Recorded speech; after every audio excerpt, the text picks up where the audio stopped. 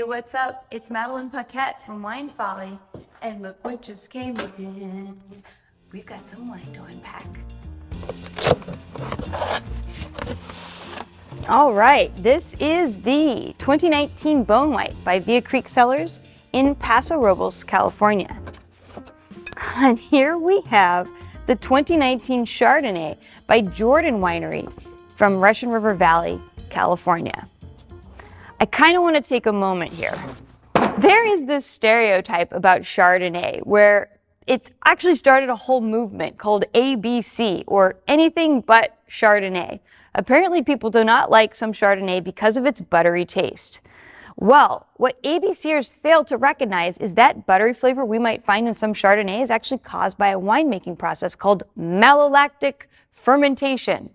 See, after the fermentation, these little microbes come in and they gobble up malic acid and they poop out lactic acid, and that acid conversion is what gives wine its creamy, buttery, yum taste.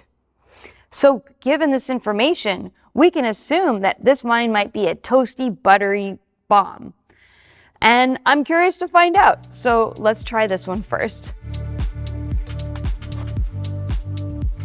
Now, you might have heard of Jordan Winery. This is a well-established winery in Alexander Valley, Sonoma, producing about 100,000 cases per year. And this is their flagship Chardonnay, and it's sourced from California's favorite hunting grounds for Chardonnay, Russian River Valley. Color, medium gold.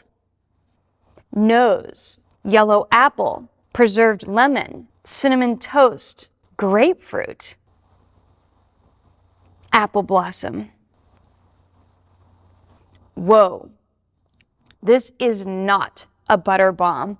This wine has citrus aromatics and bright acidity on the palate. And when we look up the wine information, we can see that only 32% of this wine went through malolactic fermentation. And that means we're not going to have all those oily, buttery textures on the palate. Which brings me to wine number 2. Bone White was sourced from western Paso Robles in Adelaida district, where Via Creek has had their own biodynamic vineyard since 2001 called Maha Estate.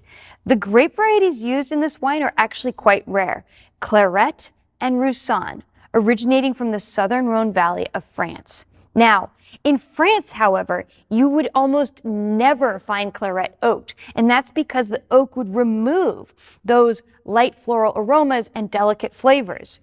This, however, just based on the bottle size alone, I'm starting to wonder if oak was involved. Let's find out. Color, deep straw. Nose, honeydew melon, green apple, pie crust, buttermilk, tarragon. Oh my gosh, they oaked it, and it's actually really well balanced. So there are a couple of things going on in this wine that are worth mentioning. We've got oak and MLF.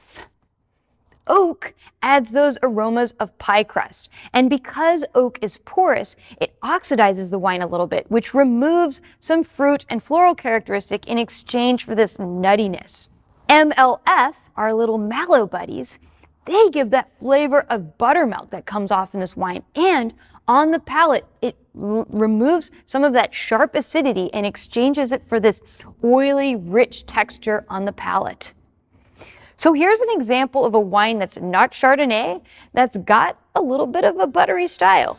Most white wines don't get oaked because we love them for their delicate fruit flavors and high acidity.